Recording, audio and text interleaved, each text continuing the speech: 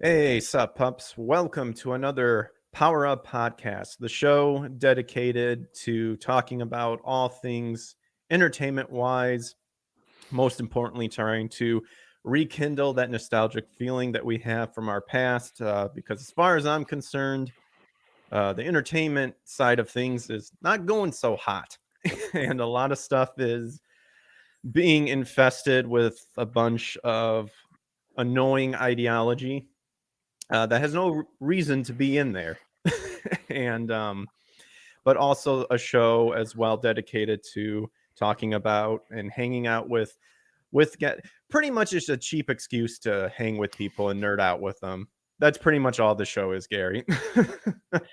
But also a big part of the show that's been popping up too is my foundation and my faith with the Lord and with the Bible. And actually, Gary, I'd like to say a quick prayer, if that's all right with you, before Oh, we that's begin. perfectly fine by me. Yep. Yes.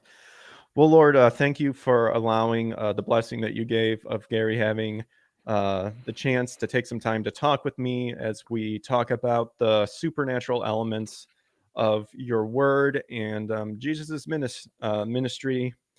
A lot of things that we may not understand, Lord, has to do with what we can't see, Lord. And I'm just thankful that Gary has felt that he needs to curb his interest. Well, not curb his interest, but to share his interest and to inform people just exactly what some of the stuff Jesus was talking about, Lord. So just protect us as we just get to learn from one another and just help us share with people your message and make sure that any outside interference gets stopped, Lord.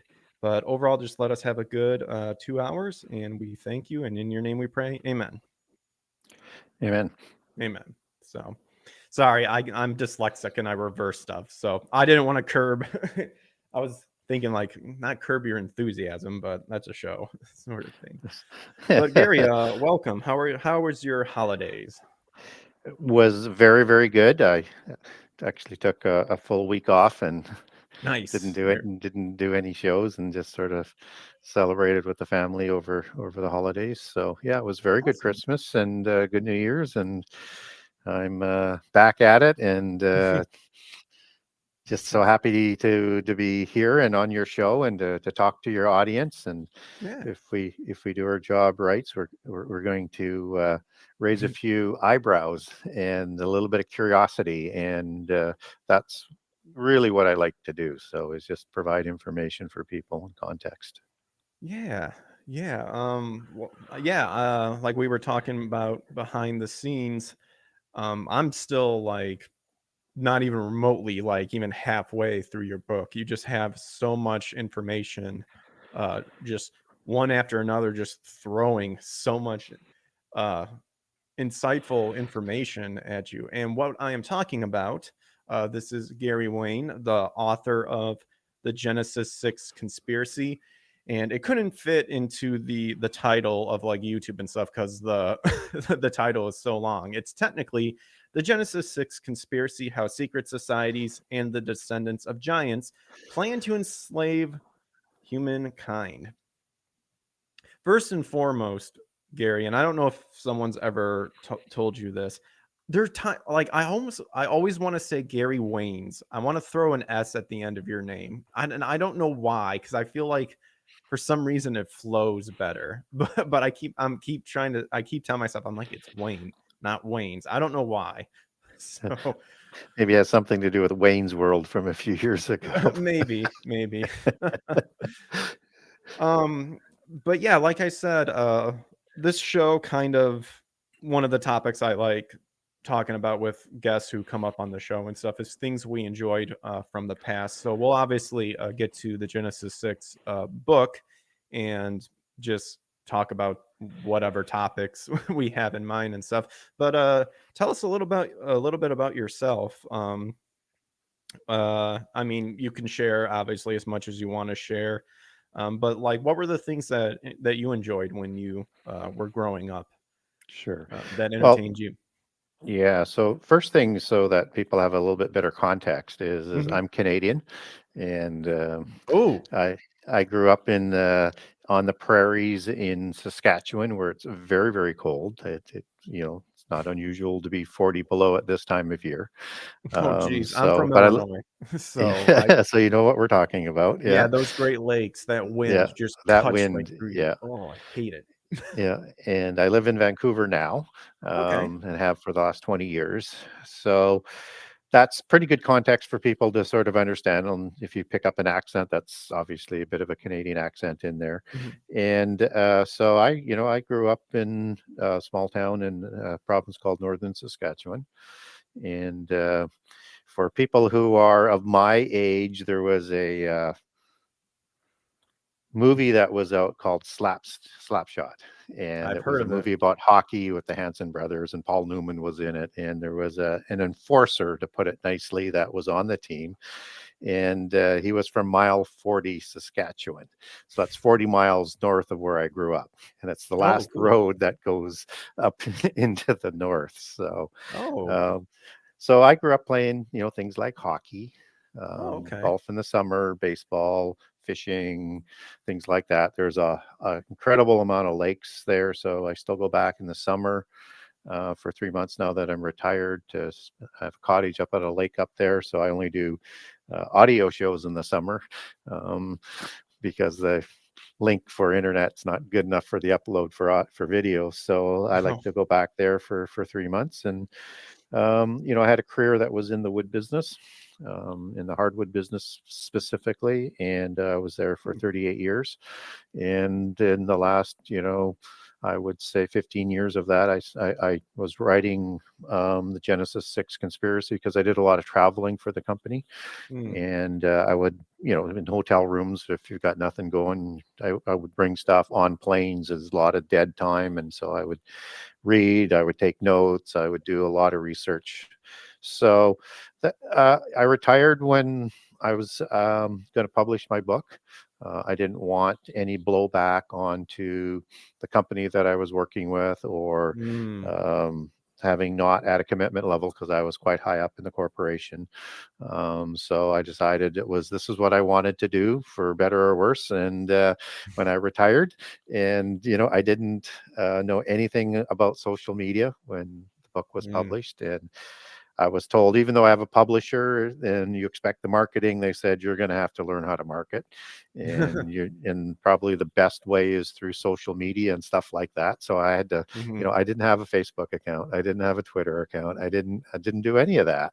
And so I learned to do that, and I joined groups, and then I would comment, and then I would, I was writing some other stuff to go along with it. And then people said, maybe you should be doing interviews with people. I'm going, well, I would if somebody asked, but right. And meanwhile, my book's starting to sell. And then I got, after my first interview, it was just snowballed. And and I didn't have all I had was an iPhone. I didn't have, the setup. I didn't have the microphones. And so, but Mhm. you learn as you go. So, and that's really who I am, is I'm what I call a Christian contrarian, and I don't necessarily accept what the status quo says, or how something is. I want to verify things for myself, and I do that in my research, and I do that with the Bible. And Very so nice. I'm kind of self-taught in everything that I do. And even though I did well in my career, I do not have a university education. I do not have a seminary degree, but Mhm. I just love to learn. So I learn about things that I'm interested in. And so this whole thing sort of started when I was, I think, about 21 years old or so.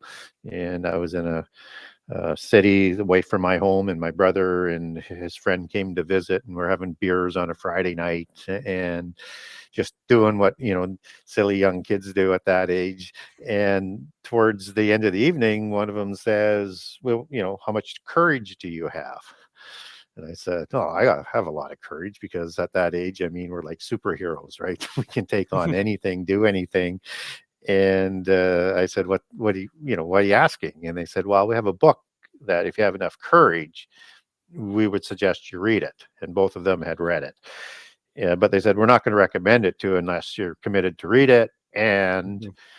um, you've got some courage, because it might change your perspective on a few things. So I said, oh yeah, I'm up for anything. And I wasn't sure what they were going to bring, about, as this was this great revelation of things. But as it turned out, it wasn't the Bible, but it was a book written by an author who was a prolific writer at that period and before, and his name was Hal Lindsey, and the book was The Late Great Planet Earth.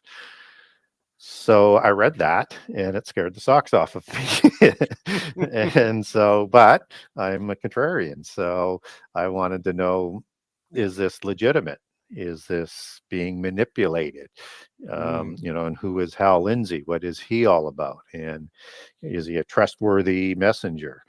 And so it didn't take long. I mean, I know my way through the Bible because I was raised a Christian until I separated, so to speak, and this set me on my path back because of I needed to know what Hal was talking about. So I started to read the Bible, and I wanted to read it right from the beginning to the end, and I wanted to log the narrative chapters because it just seemed to me there's maybe a little bit more to this thing, and I want to be sure about it. But you don't really realize how much is prophecy.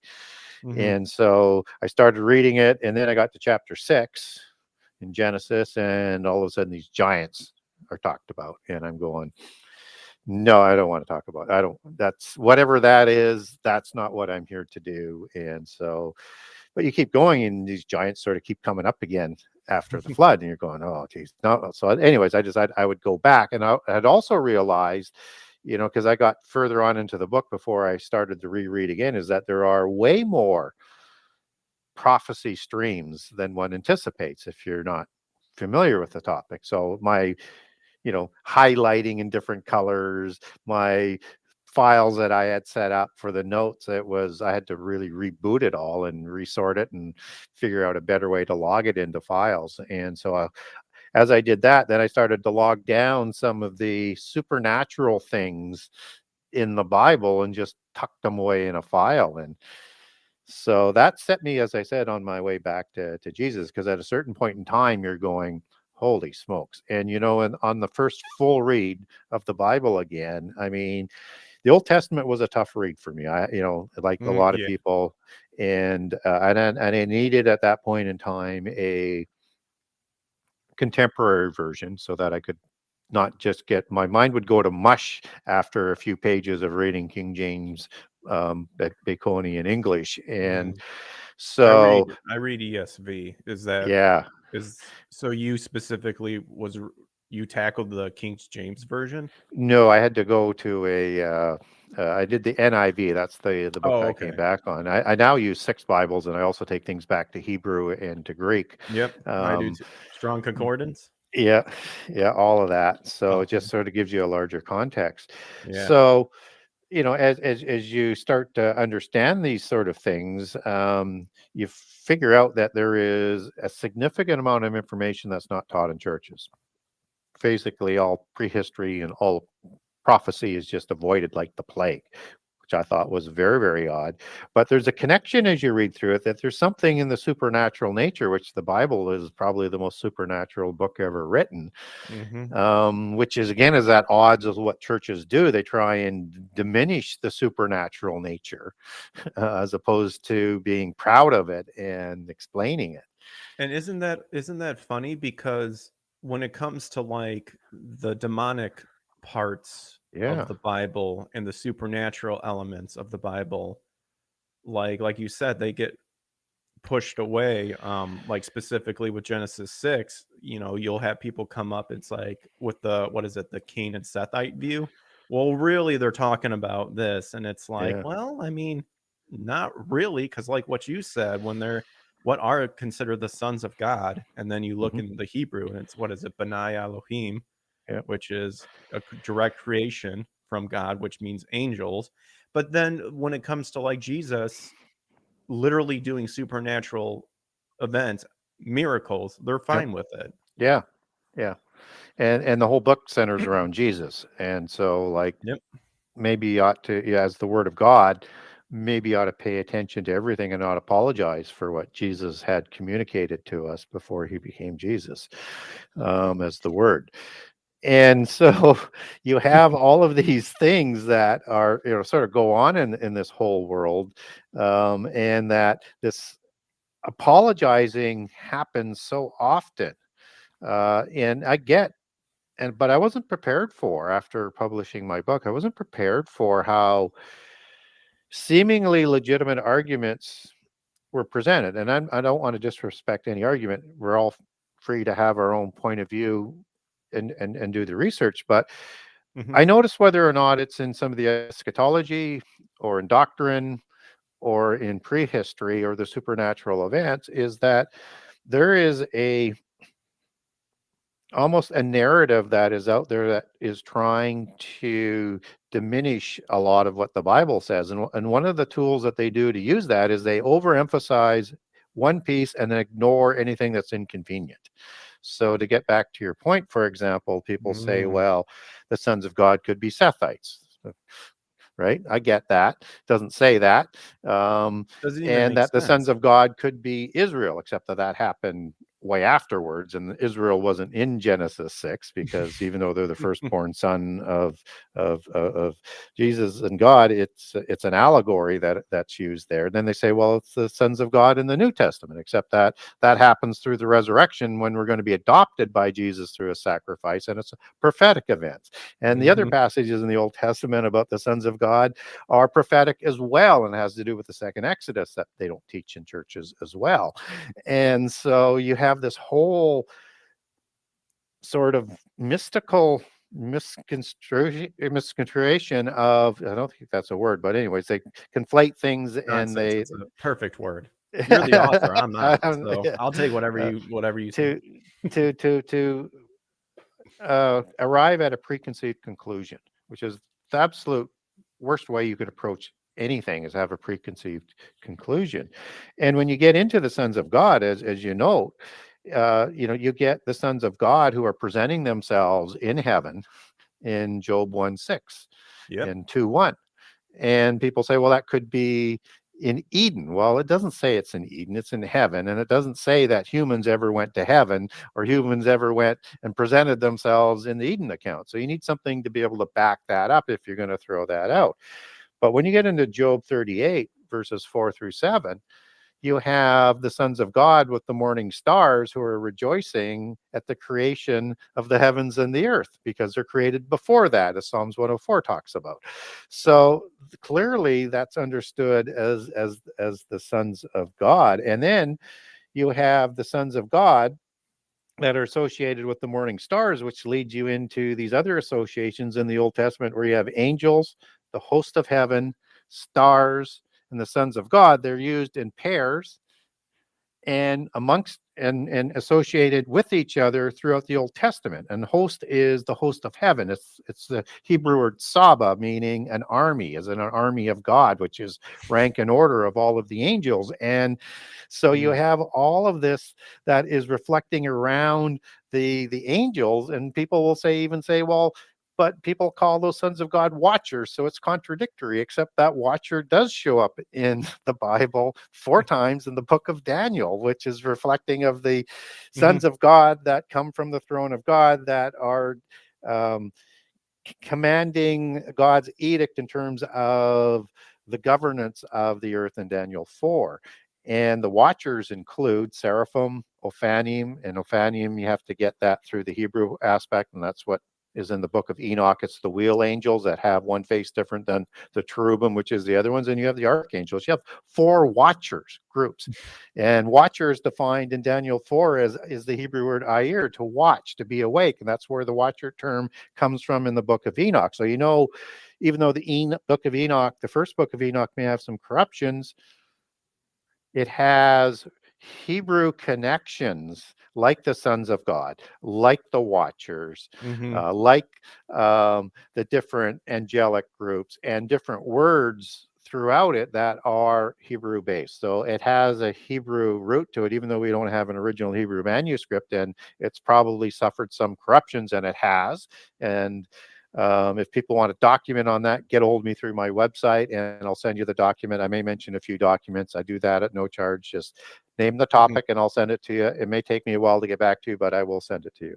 And I will say that Gary's information is in the description below.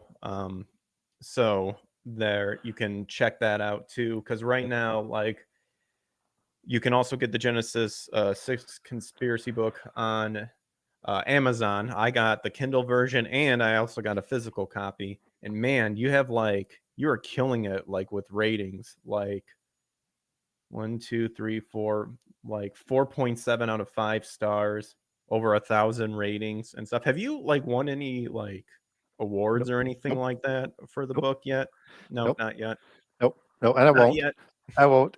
They'll never award. I talk No. about things that just give people that what is it, cognizant dissonance in the brain, where it makes their head explode, and they just don't. I mean, We they literally just just don't want to admit that anything, some of the things that I talk about could be possible. So that well, you it's just like the whole thing you just talked about, like you just threw in so much like, wait, what? Wait, what sort of thing? The one thing I did wanted to do though is I did bring it up because I'm a big person of a proponent of Chuck Missler. I really yep. like So do I. Chuck Missler as well, and I do wanna I am gonna bring this up as well, and it's what he says. The Acts 17:11. Now these Jews were more noble than those in oh man, Thessalonica. They received the word with all eagerness, examining the scriptures daily to see if these things were so. So, and I'm just bringing that up just as a means A to Berean. say, do do your research in the Yes. end as well. Yeah. Be You a know, Berean, as they're called. yes, be a Berean. The Berean challenge. Do your research, see what the Bible says. Yeah. Don't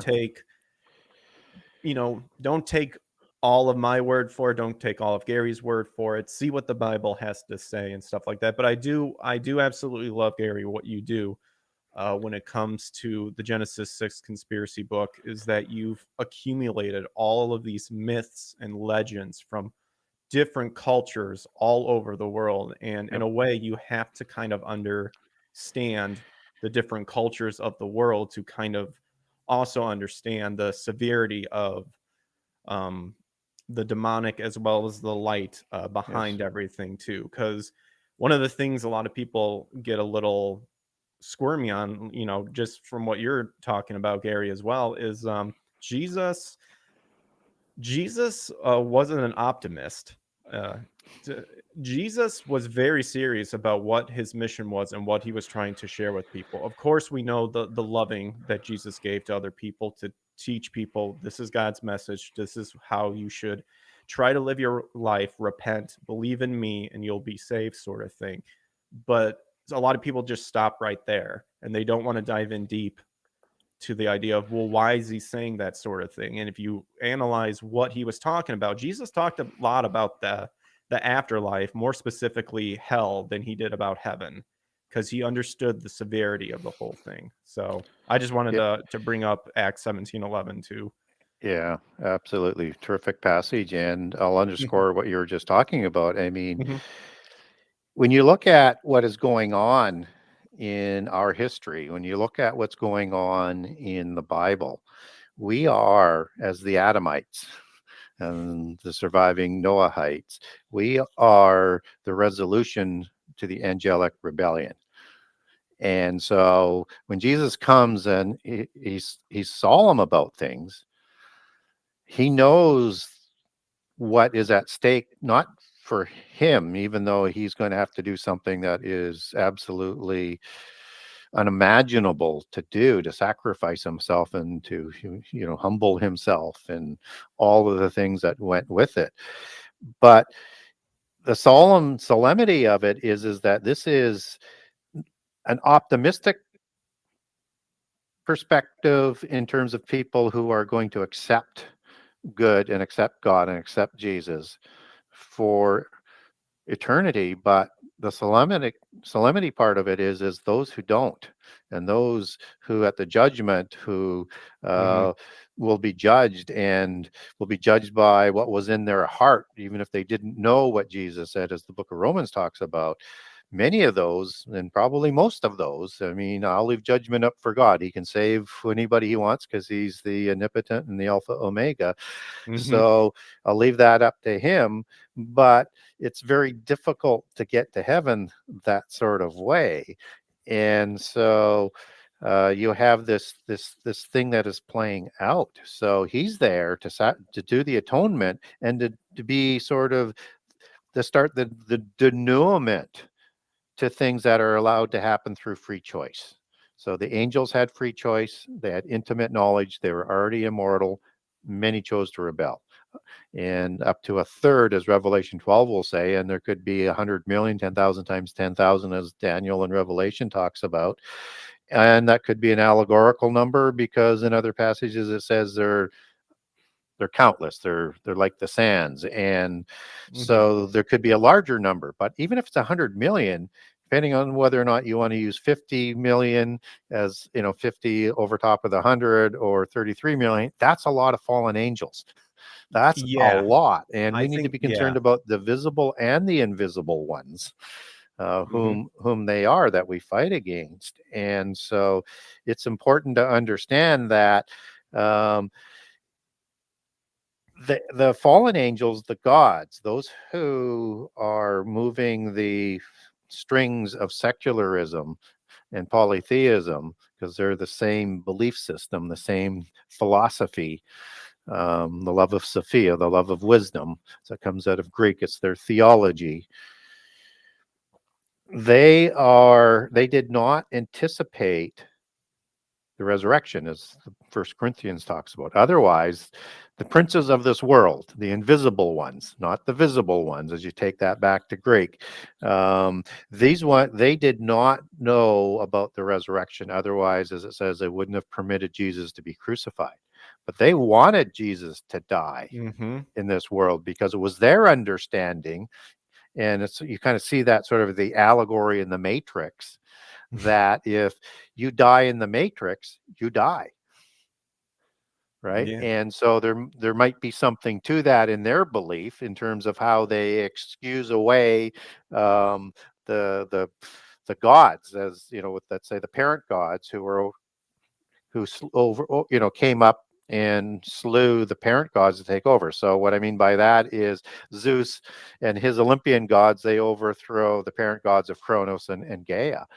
But gods can't die. So there's Hmm. more going on here than that. But it's interesting though that all of this is sort of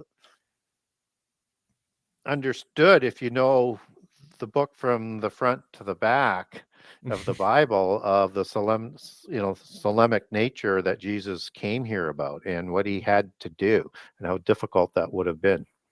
Let's piggyback off of what you said, going back to the fallen angels, because this is something that my friend and I we would talk about is, and I believe I either heard you mention it on other interviews or it might be mentioned in the book that I just haven't got to yet.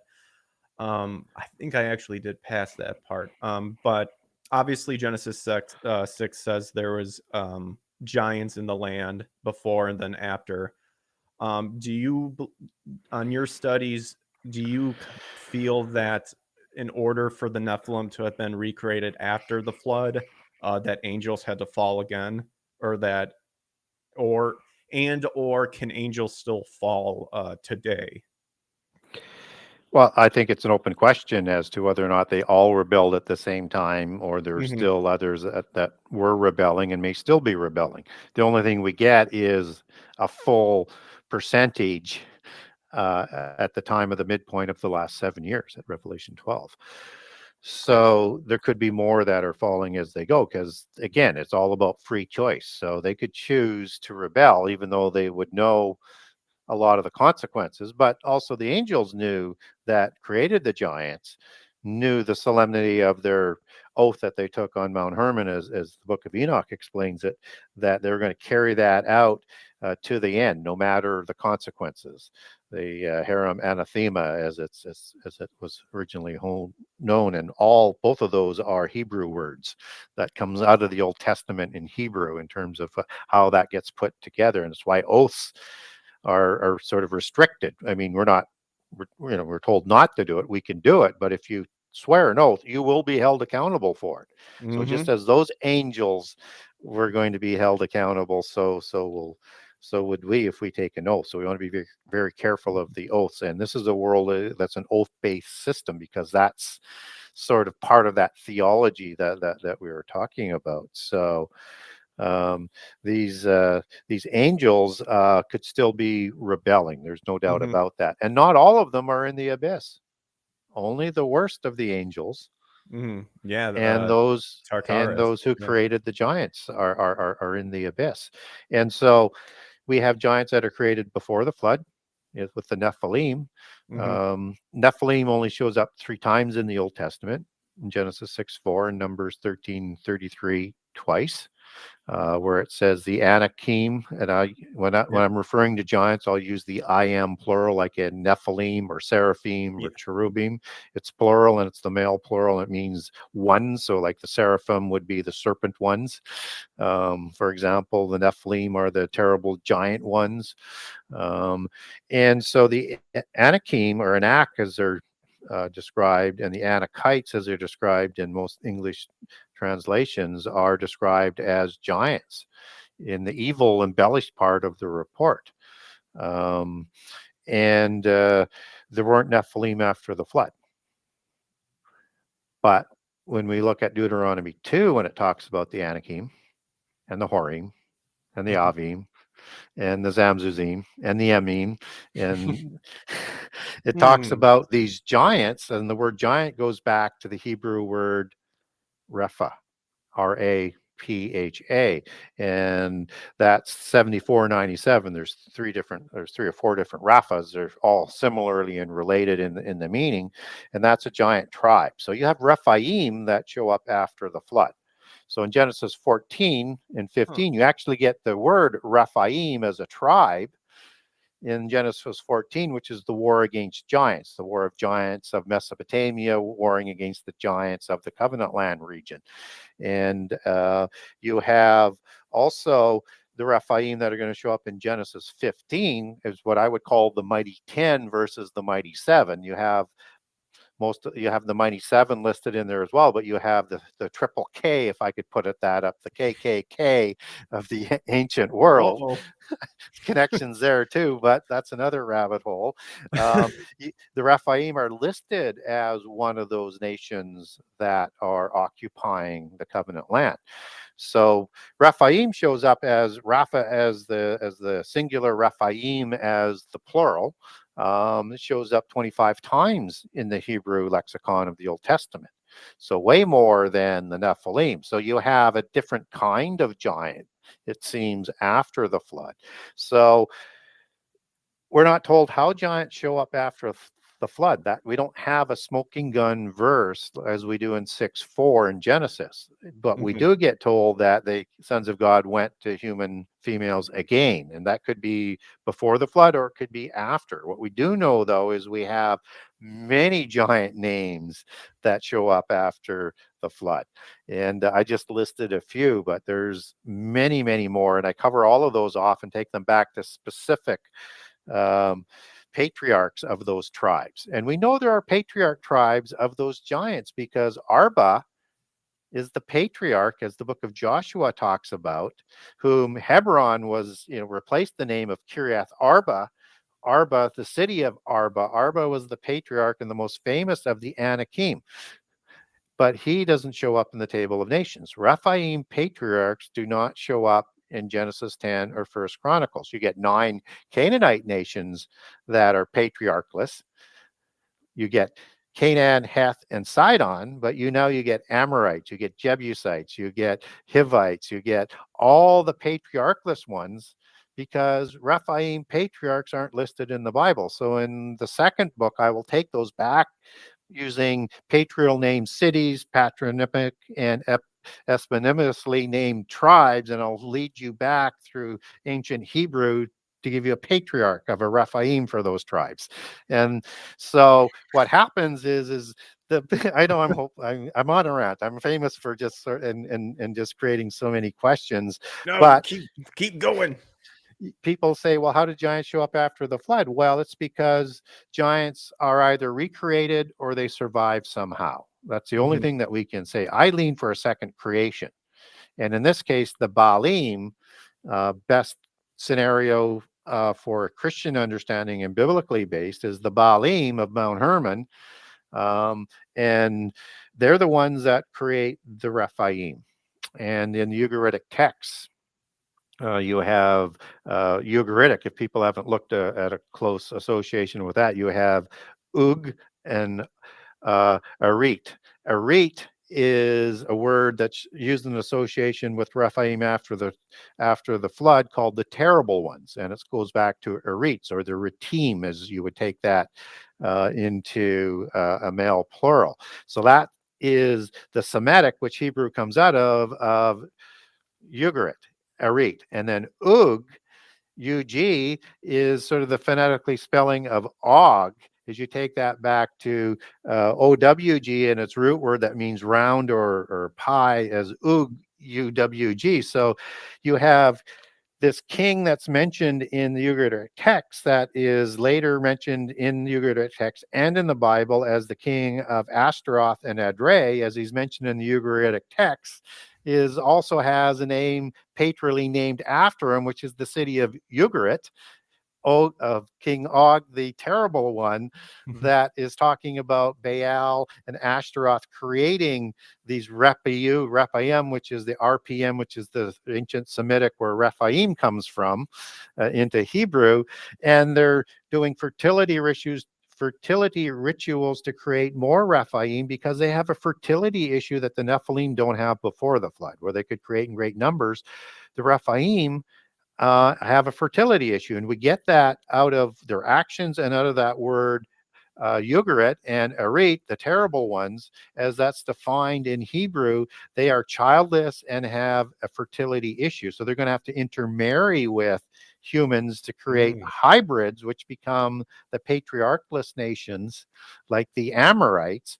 Um, and the Jebusites, and the names that we were talking about before, and that's how they survive. So eventually, they're going to become completely immersed, just to continue their race. But initially, that's who the Canaanites are going to move in and live with. Just that the Japhethites are going to move in and live with these Rephaim, or different kinds of giants. And they are the aboriginals as they're defined in the Hebrew language. And you can look that all up with a good Strong's concordance. Get the Strong's dictionary one with the concordance, because you'll get the full definition as opposed to the abbreviated version if you're going to do that. So you get a better context. Okay. And so you get an understanding then here that these are the same people with the same gods that Israel is going to be worshiping when they fall away, that created the giants. And all of a sudden, everything just sort of says, okay, somehow they show up either after the flood through survival on another ark, for example, or with Hmm. the help of fallen angels. Some people believe through the genes, but I think there's enough going on in the gene pool with the wives to only account for the four races as opposed to a whole different species, right? Um, so it makes more sense that would be the case, and that we get cases, let's say in the Epic of Gilgamesh, for example, where you have, um, and by the way, the Ugarit has a version that's identical to the Epic of Gilgamesh about Gilgamesh as well, that sort of recognize him as this Aryan giant. And Gilgamesh is created after the flood. He's the son of Lugabanda and a goddess, a fertility goddess called Nin, and Ninsun in some of the translations, and that he is created two-thirds God and one-third human. So he's a hybrid God, hybrid angelic human being, and he is 11 cubits tall, and he's the king of Uruk, and a royal cubit, as he would be measured by, and as Josephus says to measure the giants by, because there were kings on a Mhm. 21-inch cubit, he'd be 19 feet tall and 7 feet wide, Oh, because he's 4 jeez. cubits wide. So he's larger than the Rephaim that are in the Middle East, because the largest one we get is with Og and Goliath, and they're not that big. Goliath would be as the king of Gath, who Ashish would replace afterwards in Gath, the city of Gath that Goliath would have been the king of. He would have been on a standard cubit 9 feet 9 inches, on a real cubit 11 feet 3 inches. And Og's bed is that 2-to-1 ratio again. So he would have been at at 9 cubits for the length of the bed and 4 cubits wide. He would be somewhere around 4 to 5 feet wide, and he would have been 12 to 15 feet tall to fit into the bed. And his ratio would have been the same thing. And that bed was kept on display, as Josephus talks about in his accounting of it, so that people would recognize the true meaning of the giants that Israel had to fight. And so these are the giants that are being created after the flood, and the ones before were probably even bigger, which is even more horrific. Now, back to Gilgamesh, because I do a lot of rants, as you probably heard. No, Yeah, I keep. no. This is still that one answer that I asked. Yes, it is. Now back to Gilgamesh is that so he's 2/3 God, 1/3 human. He is a Rephaim, or let's say an Aryan Rephaim after the flood, because he has dark hair. Um, Yeah, and wasn't a there's a lot of giants supposed to have like red hair or red and yeah. So you okay, have, and there's 4 different divisions of Indo-Aryans, which are the giants after the flood. So this is okay. the dark-haired version. The rest are essentially red hair with Hmm. green eyes or hazel eyes, and blonde hair with blue Hmm. eyes.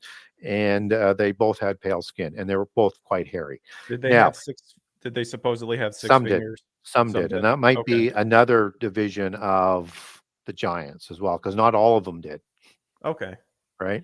So uh, Enkidu is created in the same way as Gilgamesh is, to offset um, Gilgamesh as being one of the terrible ones, just as King Habada is the terrible one of Mount Hermon, and he's there to do terrible things to humankind. So you have these connections back into the Bible with the terrible ones. Ezekiel 32 is the best place to find the terrible ones, or Isaiah 25. And in there, you're going to get the word strong to describe these, which is as. This goes back to Azaz. And also in those two meanings, you're going to get that they were stout, as in strong, which is that width, not as in fat, but in muscle. So these were very powerful beings. And Jeez. within the Epic of Gilgamesh, though, you have a flood story, right? It's amazing And on how many myths and legends from all over the world have a flood story. yeah, every culture, all continents, all over Yep. the world, it's just one of those common legacies, just as giants are, just as pyramids are. And there's lots of hidden common legacies that are stored all around the world in all continents, probably even Antarctica once we figure out what's actually down there, but that's another rabbit hole. But within the flood story of the Epic of Gilgamesh, you have Utnapishtim, um, or Zayazudra, and there's even one other name and a different one, but people should be familiar with those ones anyways. But he and all of his family are saved.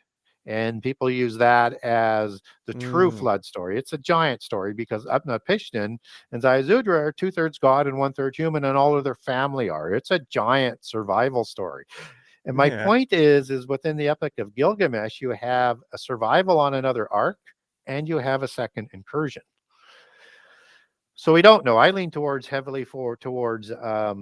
incursion, but I'm Hmm. open to the other Okay. ways. I just Yeah, think that's there's kind of more what likely I. ways. Yeah. Yeah, that's how I kind of picture it too. So, out of all that stuff that you just said, there was two things I want to come back. So, you said the second book, and I know you've Yep. mentioned on, I believe, on other interviews that as well. You're working on a second book.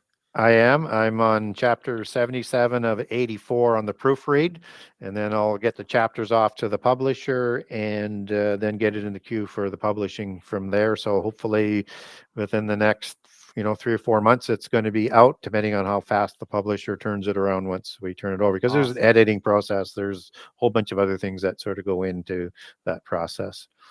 Cool. And what was and for the theme of the second book? Because I want to remember that, I want to say that, and I think in one of your interviews, like you stated like you had so much information that Yes. I mean we see how thick the book is on this one, and you said, and I thought you said something like it just had to like a It lot was of too that big. stuff just Yeah. had to carry over to another one Yeah, because and I took out 300 pages. of this one. Yeah, to Oh get it my down to a to get it down to a size that might be somebody wanting to publish, because at that time I was unknown and no platform, so I uh, get you. so I'm high risk and high cost because it's such a large book. Oh, So okay. it was quite a challenge to get published. So um, But the with the theme of the second one, then are you yes, kind of shifting focus a little bit compared to the more first one?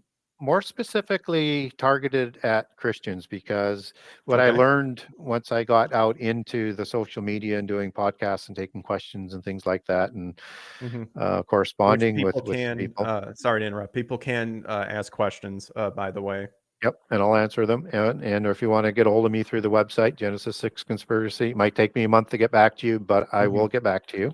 Blaine's Escape Corner says it's almost half of Berserk. Yeah, that's a manga. um, so the book is going to be called, and I have another one that I set aside to get this one because I just what I learned was people wanted to know more what was written in the Bible, Hmm. and things that aren't taught in the churches. So this is targeted for Christians, and it's called the Genesis 6 Conspiracy Part 2: How Understanding Prehistory and Rephaim Helps to Understand End Time Prophecy. So what I do is one of the things that I believe in is that if you truly want to understand end time prophecy, you have to understand prehistory, because so much of the allegory and the Hmm. context is in there. So when we talk about the angelic rebellion and the Adamites as the resolution, it all starts there, and everything is connected. So you need to understand this sort of things if you're going to understand end time prophecy. And so I spend a lot of time on prophecy in the second part of the book as well. So and it's really quite revealing. And if you think there's a lot of information in the first book, this is even more so. It is designed so that people can take a lot of the arguments that I've heard, and actually it's framed there. You can just Hmm. plug that in because you have all the references Hmm. And you have and the references from like the Epic of Gilgamesh and everything in the in the first physical book. book Yeah, too. Like I said, I have the Kindle version. What I liked about the Kindle version is whenever you quote from a passage from another thing, you can yeah, click that button and it'll pop up and show you yeah, like from yeah, this book, yeah, this page and stuff like that. yeah. And another thing you mentioned, Mount Hermon. Herman, Um, yeah. is that kind of what's very significant about that specific mountain? Because if I remember correctly, I believe that's also the mountain that Jesus transfigured himself uh, Well, towards it. some And people say that. Yes, we're not quite oh, sure we're of the not quite sure location. of it. Okay, because So there's a couple of mountains people look on that. I've heard that one, and I've heard people say that it could be possible because, and when him doing that Yeah. means that he's kind of declaring a declaration towards the demons and the dark side beyond Yeah, the yeah, reality. and I kind of think that Herman might be that mountain, although it's a ways away from where Jesus was at that point in time, I think. Okay. Yeah, but I think it's likely that that could be the case. But I'm not sort of doctrinal on which mountain it has to be because we're not quite told. Yeah. But Mount Hermon is it goes back to an understanding as being a sacred mountain. And this is the mountain of Baalim, right after the flood. This is the mountain where the angels swear their oath to in the book of Enoch. And Mount Hermon shows up in the Old Testament, and it's the home of King Og, uh, right after he moves and becomes the king of the Amorites. A patriarchless nation, but he's not the patriarch of that nation. He moves in after the War of Giants, and they're kind of wiped out, and he moves over in there, and then the Ugarit is wiped out a little bit later. So you have Mount Hermon that is, rooted in the word haram, which means that curse, a solemn oath, and things like that.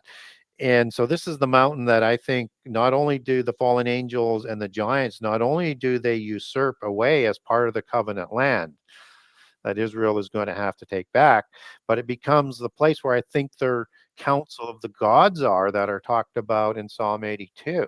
Mm, Because as in Deuteronomy 32, you have the 70 nations that are talked about both before and after the flood, that are the same number as the sons of Jacob in Israel that are born, and the same number of patriarchs and nations, because there's 9 patriarchless nations that are listed in the table of nations in Genesis 10 and First Chronicles. And so they rule over this world as the invisible ones, and that's the location of the congregation. That is a counterfeit of God's congregation, and it's 2 different Hebrew words that are being used in Psalms 82 and in Isaiah 14, which is again the infamous Satan um, chapter. And so Mount Hermon is very, very important. And when Jesus went to Caesarea Philippi, he is we know by that location that he's definitely there at that time to make Peter his church, and names him as the rock that he's going to build his church on there. And he's telling the council of the gods at the bottom of the base of Mount Hermon, where the Pan Temple is, and the gateway to Hades, a cave that goes into the underworld to where the polytheist heaven is, in the same location as the abyss, where the hmm prisoners are of the giants and the fallen angels. He's telling them, I'm building my church and your time is over, but they still don't know because they're still going to have him crucified. Even though that becomes a huge mistake. But God knew things as Alpha Omega right from the yeah. beginning. So hmm obviously he didn't tell him what his plan was. So one of the things that you kind of mentioned earlier, that you kind of went through a list of the angelic hierarchy Yeah. of things, and one of the things I've heard of is that if we kind of compare how Satan approaches everything Satan does as the accuser is a facade. He, like how the Antichrist, we All a have Jesus. counterfeit. Yeah, it's all counterfeit. We have Jesus, he has the Antichrist. You Yes. have, the false prophet, the beast and stuff. Yes. Does your book go over the hierarchy of like demons? Or did you like any of your research kind of stumble upon that Yeah. sort of thing? I do cover it off in the book because it's just so important to understand the visible and the invisible ones. And so hmm and there's a lot more orders of angels than people think. Yeah, yeah. Right? Mhm. So what I do is I look at sort of the hierarchies that were posed before, and I adjust them a little bit because they don't really make sense in terms of what they've done. I'll walk through the different ones that are identified. You need both the New and the Old Testament, both the Greek and the Hebrew, to be able to come up with these. And I present you 3 sort of streams, but there could be 4 if you want to put an archangel as in the 4 spirits or the 4 winds at the top of each one of them. That's the Okay. hierarchy within the Saba, within the host, right? So you'll have, let's say, I'll do it with 3, but you have like the Ophanim and the Cherubim, which is part of the throne of God. They're part of one hierarchy. You have the Seraphim, which are part of a religious and a governance aspect. And then you have the archangels and a warrior class like the Dunamis with the mighties, uh, Mhm. that are also another one. But you could separate possibly into 4 groups, with Ophanim leading a separate one as the throne angels, Mhm. Is and do that a the ones that are hierarchy there. are constantly facing the Lord? That's the cherubim. Oh, okay. Yeah. And and then below that are, you have these creations of the rebellious angels. This is part of the hierarchy as well. So the Rephaim and the Nephilim would be right below the fallen angels in the counterfeit host of heaven, the rebellious army that is again duplicated in the same types of labels and Right. titles. And so they're right below. And even though they were physical offspring and they're the divine representatives with the divine right to rule, which they do by hereditary right even to this day, you have a situation when they die that their spirit doesn't go to sleep. And I have a great document on how we know demons are the disembodied spirits of the giants that I walk through it completely biblically, just with the sons of God and the Mhm. Sethite argument. I have documents on that if people want that to get a hold of me as well. So these are the disembodied spirits. These are the spirits that Jesus is dealing with, which are in the New Testament, one of them being the most famous as being Legion, but you get evil spirits and you get devils and you get there's one other one that slips my mind, but it's the devil one that you need to understand because they're used interchangeably. And in that document, I'll show you how they're all used together in those Okay. terms. Devil goes back to daemon, Okay. which is a evil spirit, right? Mhm. And devil there is a mistranslation because you also have Satan as being called the devil, but that's diabolos. Whenever it's Ah, used for Satan, it's a different word and it's a lower level. And Satan as the devil is the prince of the daemons, as diabolos is defined. And so he's, he leads not only the angels but also the demons. This is the same word, same understanding as the evil spirits in the Old Testament and the devil gods. That's used twice in the book of Psalms and Leviticus, as I recall. And it goes back to the word shade, Shades, which is an evil spirit. And shade, or Sidhea, Shay, as it would be understood, is like of the Tuatha De Danann and the mhm. spirits of them. And that these are the same types of beings as one of the offshoots, and as it shows up in the Old Testament under Rapha, connected to Rapha as Raphaim. So you have three Raphas that I'll just mention. There's a couple more, but these are the direct ones. 7495 means healing or doctor. So when you see Raphael as an angel, it would be healer of God or God heals, as that would translate, with Okay. the El being an angel or a God. And then you have 7496 and 7497. 7497 is the word for giants.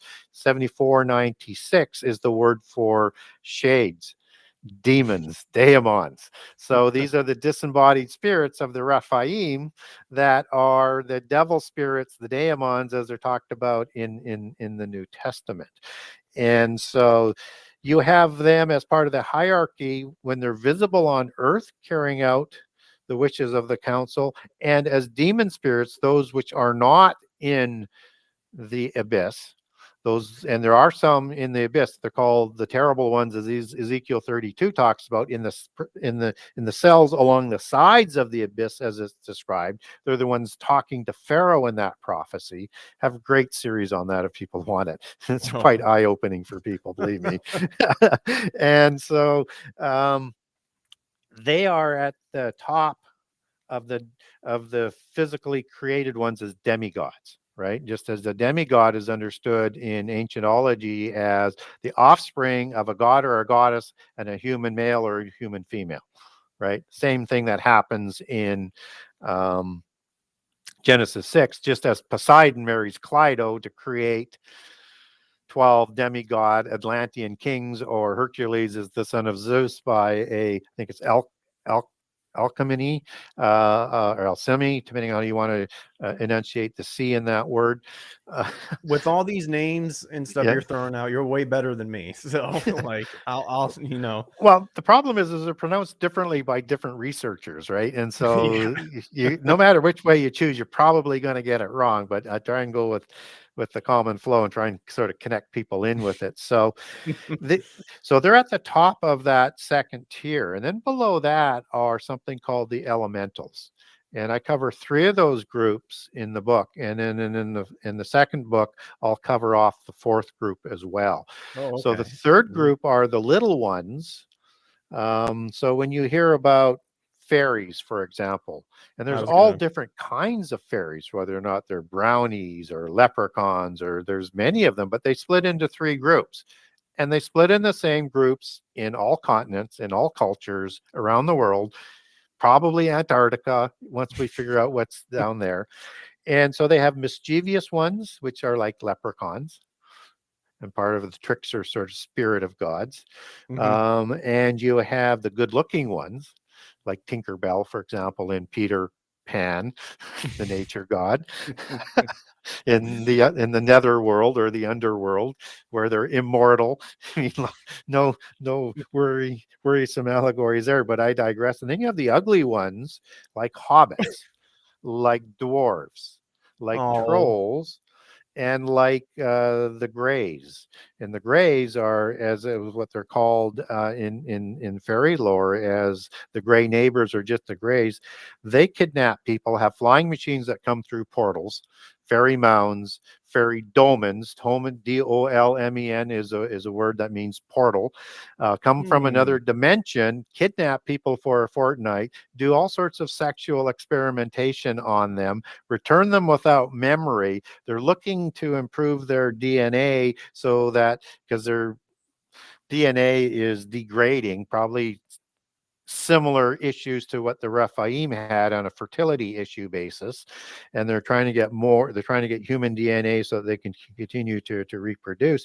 I put two Hmm. fairy abductions in my book, in the first book, that if you didn't know it was a gray alien abduction, you would swear you're reading a gray alien abduction. I was So gonna those are, say, because a lot of what you mentioned, like I immediately thought of aliens. Like that's yeah. exactly what the supposed alien abductions are. And with the shades, is that are would you say that's related to the people who say when they see shadow figures, or are those different Yes, altogether? those are ghosts.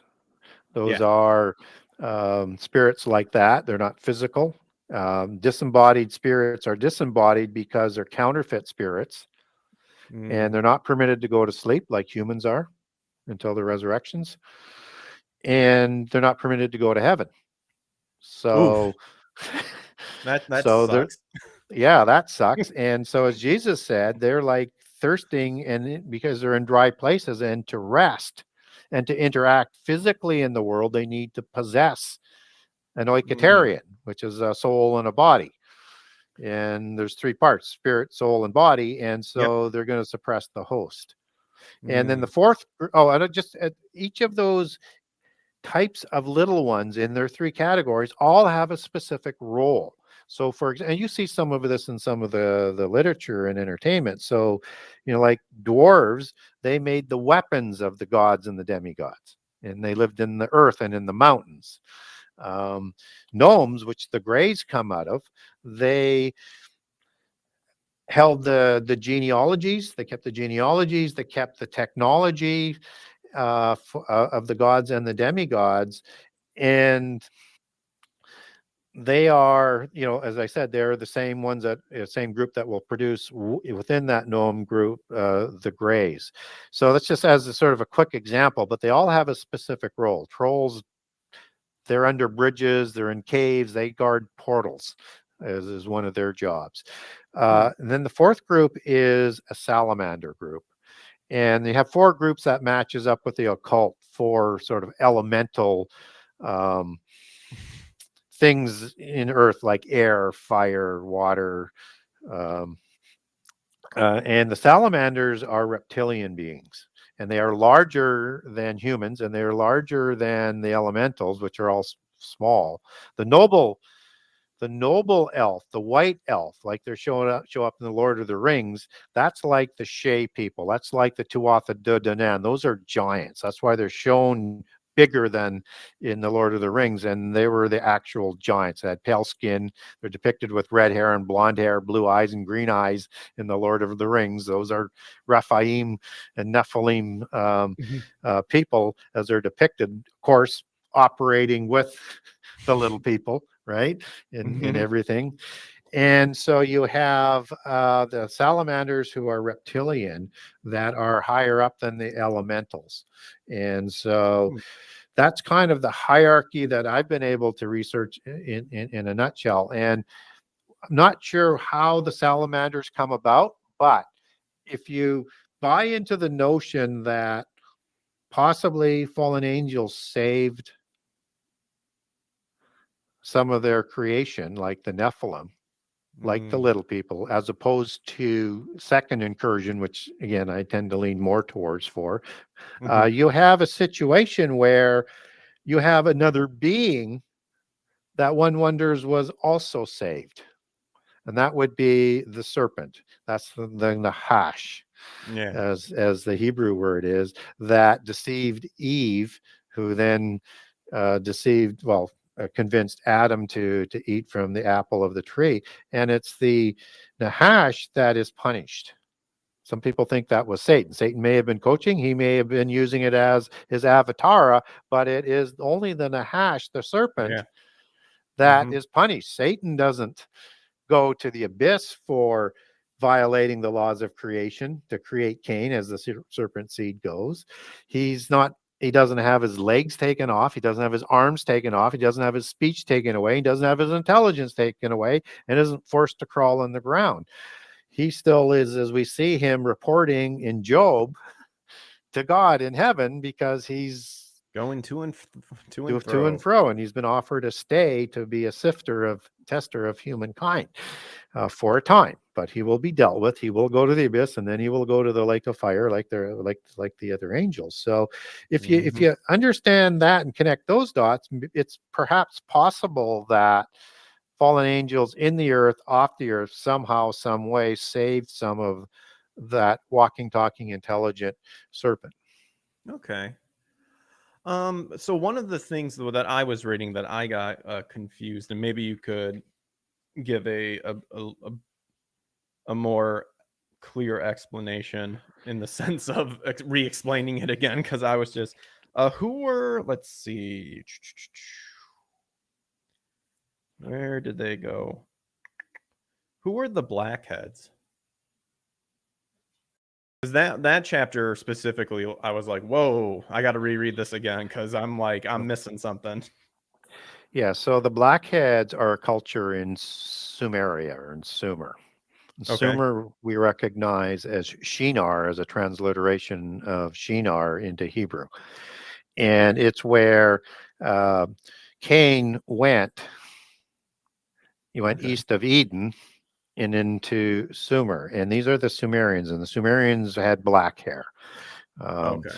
and one presumes there's four races and things that are created in the antediluvian epoch, or before the flood.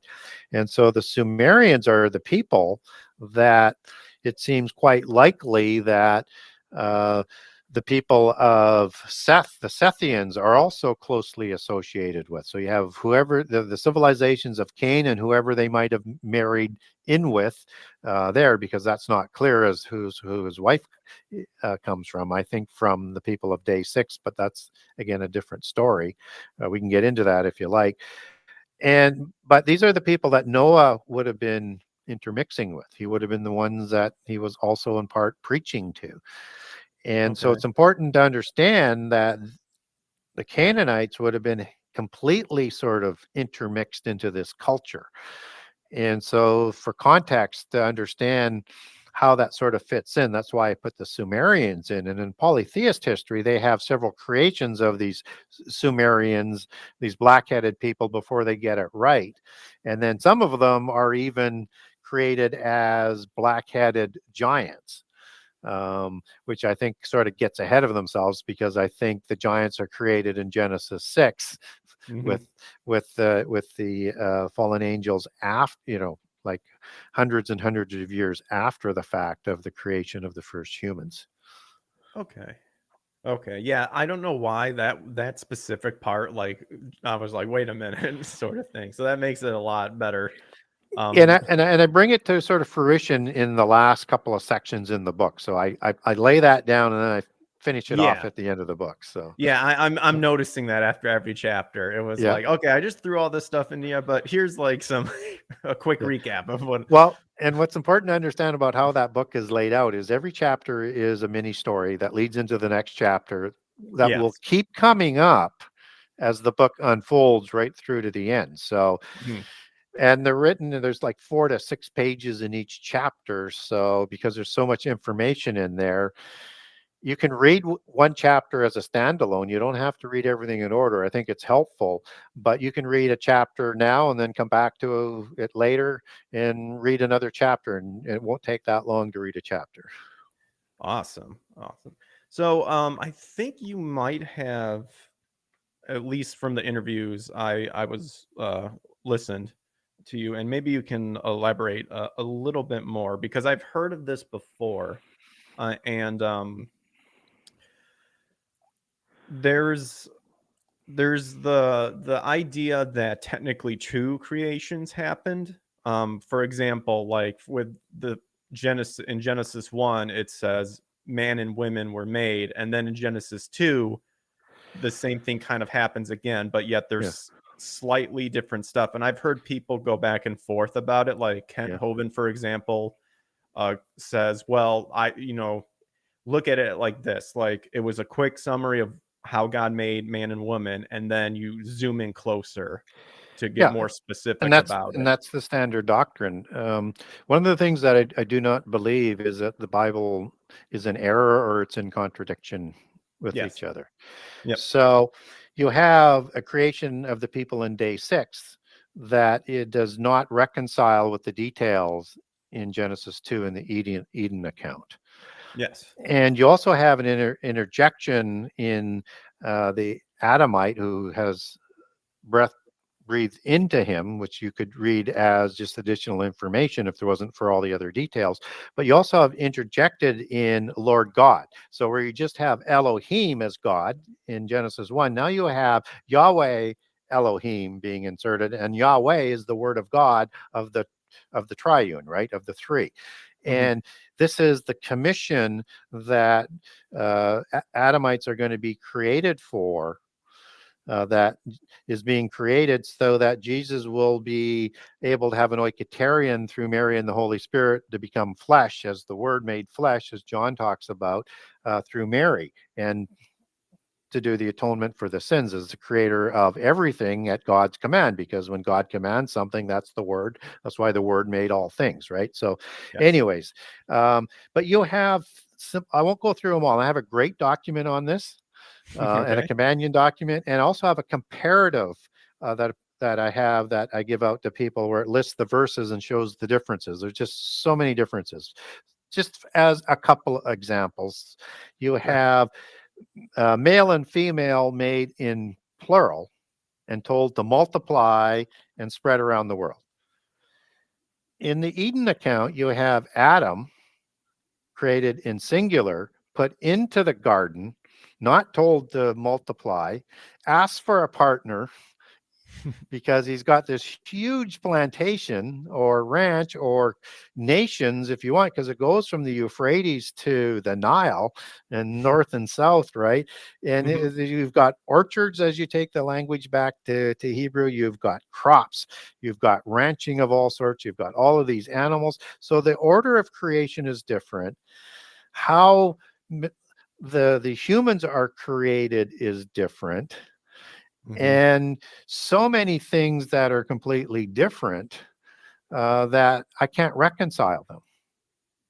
And there's nobody can reconcile them because it's like there's something went wrong after day 6, and there's a restart here.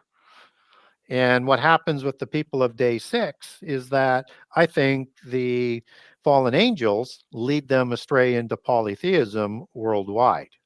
And Mm. again, God let things plays out. He knew all of this would happen after creating the fallen angels. He knew they would rebel. He knew they would do this. And then you have day 7. You don't get a day 8. You don't get reference day 6 in Genesis 2. Sometime later, you get this completely different order of creation, almost like a restart and a new commission. Hmm. And again, this is allowed to be played out because he knows Adam and Eve are going to fall. And he knows the fallen angels are going to further convict themselves, right? And so you start this whole process that we're going through. So I'm not, it's one of the few things that I would get close to being absolutely dogmatic on is um, it cannot be the same. And it starts to answer questions um, as to when Cain leaves because he's killed Abel and is ostracized after they're taken out of Eden, and he goes east to Eden. Who does he marry? And people say, well, it's obviously an offspring of Adam and Eve, right? Well, okay. But there isn't any other offspring at this point in time. Well, he marries him later. Well, seemingly he found a wife right away and he built a city right away. And for who? Where did Yeah. he get the knowledge to build a city from? And then you look at, well, okay, Seth, that's the next one that's born. So it would be one of his, except that Seth is born sometime later, 130 years Thanks, Monica. in the age of Adam. And then only sometime later are daughters and some more sons born after that. And so it doesn't seem to make sense because Cain and Abel seem to be at early adulthood doing their first offerings as adulthood, their first fruits. And of course, Mhm. Cain doesn't offer the first fruits, which Yep. is why the offer isn't accepted. So you've got this gap in there, but seemingly Cain finds somebody right away. Like, who are they? Mhm. It just doesn't fit, and the Bible doesn't work that way. It fits like a glove. And once you start to say maybe there's two creations of humans, everything just falls into place. Okay. Very cool. Yeah, I heard you mention in past interviews, like briefly about it. So I definitely wanted to hear a little bit more on that. So that's yeah, that's an awesome awesome explanation for that. Thank you. So with all of the research that you've done so far, and this was something I was curious about too. Um, when learning about uh the supernatural elements and the demonic and the possessed and all that stuff, we as believers and what we see in the Bible is Jesus gave his disciples and the power to cast out demons, and Jesus, and biblically wise, all Jesus had to do was speak to them and they would leave. And obviously, we have the Catholics who kind of make it a little bit more of a procedural thing. Like some people they have to get the name of the demon in order to cast them out. But biblically, none of that was ever there. It was just, I mean, Paul got annoyed and just said, "Come out of her," Yep. after, Yep. sort of thing. So in your research, when it comes to learning of all these different things, did you happen to stumble upon like procedures to deal with this, with the supernatural element sort of things? If I'm wording that properly, Yeah. if that makes sense. Nothing I could match up biblically. Ah, okay. Well, So that's kind of what I was curious about, because we yeah. would stand on the fact of through the power given to us by Jesus and in his Yep. name, we can cast out Yeah. whatever sort of thing. And so if you can't line it up biblically, Hmm. then you're dealing with a ritual, and that's Yep. polytheism. And so there may be a way of controlling them through polytheist rituals, which I'm sure there is to a certain degree, Hmm. but you're opening the door to other Yeah. issues, and that gets to be sort of the risk. And so Jesus, there is never any issue with his faith as as being the word of God or anything. I mean, an instant authority. And the faith was strong enough in the disciples and an apostle that they could do the same thing. Hmm. And so, I think we're also told in the Bible that there are ones that are stronger than others, and that will require some fasting to get Yep. those Yep. ones out. And that might mean that there might be like the multiple ones that are in there, like with Legion, which is probably why you have the Legion example, that it didn't matter how many, he didn't have to do anything other than say, and they were afraid of what he was going to do, Oh, right? yeah. And they didn't So want to they go to begged the him not to abyss send him either. to the So, abyss. yeah, or directly to the lake of fire, perhaps. They were Oh, so yeah, afraid. absolutely. Yeah. So no, I mean, I think you have to be very careful. I think you have to Mhm. just be in the spirit and Hmm. You can make it happen. I've never had an occasion to do that, but I have had spiritual attacks, and it's really as simple as that to Yeah. make them go Well, away. And the other thing I would put on it is, as much as the people of Israel and Judah were taught about all of this, they were still being possessed and couldn't deal with it. mm, So whatever they were doing wasn't working, and they were probably resorting to rituals as opposed to just being in the spirit and doing it. yeah. Obviously, I wasn't suggesting to like do that sort of stuff. It was more of like, I'm No, it's sure, a good question. It's a very good question. because I mean, obviously, we as believers, uh, even if we see the controlling of certain stuff, it's clearly not, you know, from the Lord, because the Lord, I mean, if have you heard of Russ Dizdar? Yes, met him Yeah, a couple of times. Yep. yeah, Russ's soul. I believe he passed away, but yeah, Yes. I mean, Russ said the same. Like he dealt with that sort of stuff too, and he would always say, "It's like don't mess around with them. Like get rid of them right then and Yeah. there, because they'll do whatever it takes. They may even play with you and let you think that you're Yeah. controlling them when really you're not." You're just creating opportunities for the demon. Hmm. So, now going into something I guess a little bit more morbid.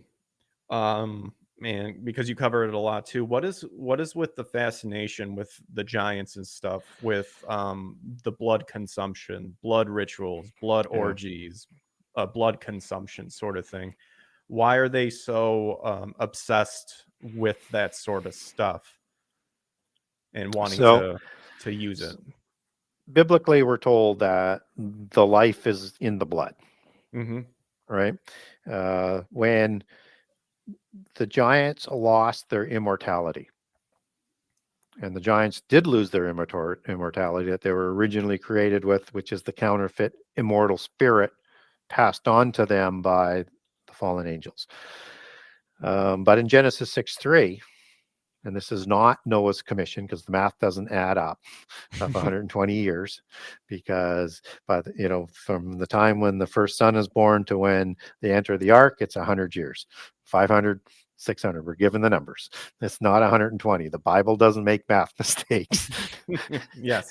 And as you take that back to Hebrew, it's talking about the life spirit of a being, as opposed to um, this commission. And again, understanding that there's a spirit, and then there's the oiketerion, the soul, and the body. And where I get that oiketerion word from comes from the word habitation in Jude 1:6, and Yes, house of Jude. heaven in 2 Corinthians 5:2. It's only used twice in the Bible, and habitation is the place where the angels left in heaven, right? So there's an oiketerion in heaven, which means a dwelling place for the spirit.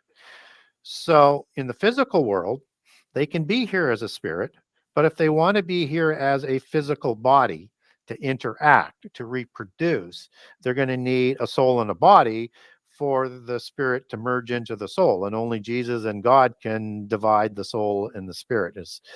And so once they created their physical body, and we know they can do this because in Mhm. the Sodom narrative and in the verse before, starting I think in chapter 18 of Genesis, is you have three that show up to visit Abraham, and Abraham doesn't recognize them as being angels or the angel of the Lord, which is Mhm.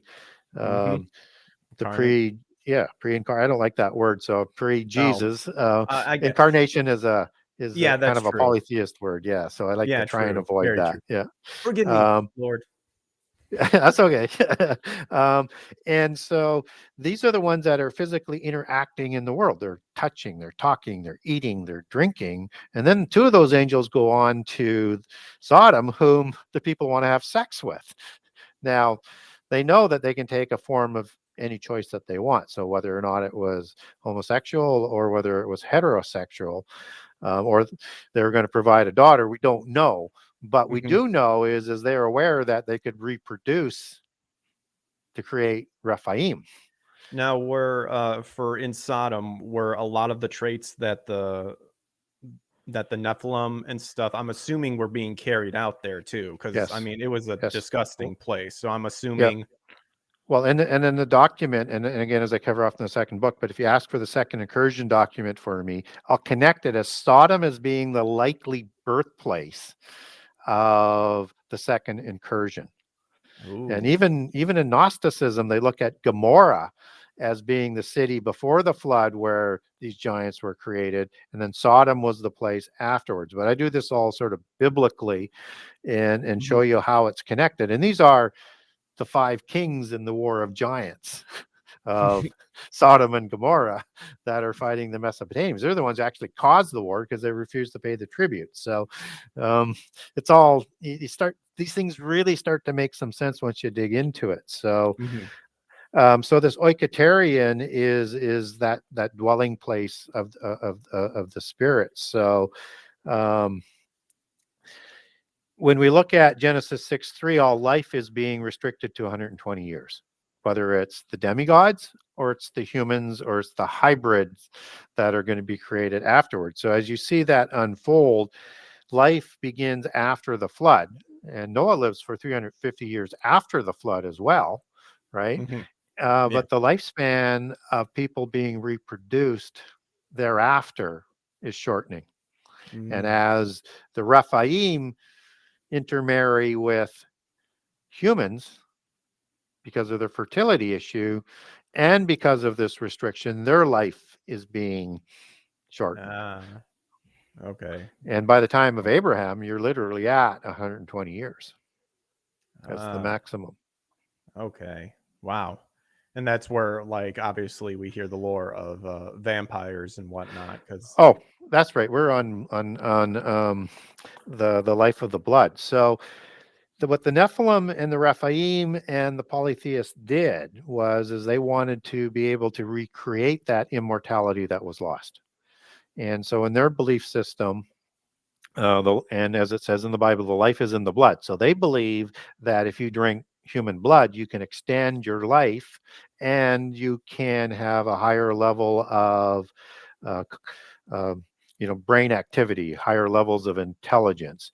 Mm. So it enhances all of that, and that the sacrifice of a human body, particularly the innocent ones, and then absorbing that life force is even stronger. And Mm. so it's thought that the gods wanted all of that as well because they wanted that life force to consume themselves, to make them more powerful within the physical world as well. And it became an active thing in the polytheist rituals of blood sacrifice and blood drinking, and Mhm. continued to even this day within the secret societies at the adept level. And so we get another analogy of this as it comes through the vampire mythos, and particularly with Dracula. Dracula, son of a Dracula. dragon, A means Mhm. the sun. Seraphim were dragon angels from heaven, six-winged, serpent-faced angels, and their offspring looked just like them, as we just talked about in terms of taking the physical body. So seraphim, as the watchers, were the most predominant producers of giants, and they had that serpentine look. So that's why you have all of these gods in the pantheons dominated by seraphim or nagas or feathered serpents or whatever you want to call them. And the kings were depicted as serpents as well, because initially they looked just like them. And even over 1,000 years after the flood, with the intermarriage that had to be going on and the dilution that was going on thereof, of intermarrying with humans, you can look at Akhenaten, go visit one of the tours or Google the picture. Look at that face. That has a protruding chin, a high cheekbone, large wraparound eyes that were said to have glowed with the Rephaim and the Nephilim that could light up a room, and these long serpentine elongated skulls. They looked like serpents for many, many years afterwards. And so this drinking of the blood was wrapped in with a serpentine dragon description, complete with the cobra fangs on the pharaoh's dynasty and the cobra headdress that they used to wear, all intermixed into the dragon Dracula mythos with Bram Stoker. And so they're the enemies of God. These are the undead. These are the ones that will live forever, but they have to drink blood now to do Mm, so, right? So it's an yeah. allegory Wow. of the old tradition. But when you look at the imagery of the Rephaim and the Nephilim, this is the house of dragon because of the seraphim offspring that is so popular that's out there today. And I call them the House of Dragon in both books, and just because that's who they are. That's why I have this dragon seal on the cover of the book. And so this House of Dragon, in the patriarchal bloodlines, as they track their genealogies back into prehistory, back to the original Rephaim and Nephilim, back to the gods, the patriarch godfather, that allegory in polytheism is called the dragon bloodline because it's the patriarchal bloodline. Fairies or owls, so it'd be dragon or raven in the patriarchal allegory, and in the matriarchal, it's fairy or owl. Fairy is the dominant one. Dragon is the most popular one. You see that sort of come together, let's say in King Arthur. King Arthur is a descendant of the Tuatha De Danann, the Shay, the Rephaim people. He's pale skinned, probably red haired variety there, and he's son of Uther Pendragon. And his wife is Guinevere, which is, as you take that back to Old Irish, means a phantom or a Shay spirit, and she's a fairy queen. And so they bring that together in that Lord of the Rings round table for the knights. And it's an allegory of creating a new Atlantis, is kind of the story that's going on there in a nutshell. Okay. Wow. Jeez. So, I guess going on, because you mentioned like the secret societies and stuff like that, and um, doing your research, have you had, because you're diving in so deep, have you had people from the societies kind of come and be like, hey, you should kind of stop talking about what you're finding here, sort of thing? Um, Or is it one of those things where it's like it's so insanely that they're just open yeah. about it because it's like no one's gonna believe it, sort of thing? Well, yeah, in a number of different ways, it's kind of a yes. And now I'm not Mhm. really bothered by them. Okay. So I would be attacked in social media, and you know Okay. by the language they're using who they are. And so you get that out on the table and say, now let's have a legitimate discussion. And they don't like that. They'll go on for a little bit, but now you know that they're posing as a Christian and they're not. So you've Yeah. already exposed them, and that they don't want to deal with your arguments. So they're not generally as high up at that point. I did a few shows with Freemasons. Oh, Um, okay. Wow. One was they didn't tell me they were Masonic until the end, and he agreed to do more. But then he got back and he sent me these long things on Messenger that was just horrific. I guess he got his knuckles wrapped pretty good because he didn't fare very well. But at the end of the interview, he Mhm. said, "What would you think if I told you that?" And I knew the questions were all loaded questions all the way through, so it was just Mhm. exactly where do they fit in. They said, "What would you think about if I told you you were interviewed by a 32-degree adept?" I said, "Well, I know you're young, but that's kind of an oxymoron." I said, "In a 33-degree Scottish Rite, that's adepthood. The other system is York, which is the old 3-degree system. So I said, the only way you can call yourself an adept without not telling the truth is that you're a pureblood. And as a pureblood, you would be initiated from childhood, and you're not old enough yet to take a full adept title. And that title is a 32-degree um, Mhm. uh, pure blood." And he said, "Yeah, that's it. You nailed it." But he never released the interview, and it was just, Oh, yeah, boo. Yeah. So, but I do take steps to protect myself. Good, And but good. here's the thing, though, is I think what they understand, because we're getting closer to them doing the things that they want to accomplish, is that the size of their organization is so large, and the things that they're doing so unimaginably enormous, that they're not going to be stopped, right? So it's Hmm. like, Yeah, blow your brains out, because nobody's going to believe it because it's too big. I get you. Well, Gary, I have something very personal I need to share with you. I am. No, I'm just kidding. I'm just messing. Well, it wouldn't be the first time I was Yeah. No. surprised that way. So I guess tying off or kind of bouncing off of with the secret societies, and you kind of cover it early on in the book, is Enoch, and that there is actually two different Enochses, Yeah. and one Enoch that you labeled Enoch the evil, Hmm. and then the other Enoch, the Enoch that we know got to not experience death and was with God. Whoops, as I hit my mic. Um, is that where a lot of like the rituals were kind of spread out throughout the world? Did like the fallen angels? Because I do also believe in your book you talk about how at least the secret society believes that God shared the ways that he created the world with Adam. And then once Adam fell, he still maintained certain stuff to share with others, sort of thing. Is that where all these rituals come from, with from the demonic sharing it with Enoch and then Enoch spreading it out throughout the world?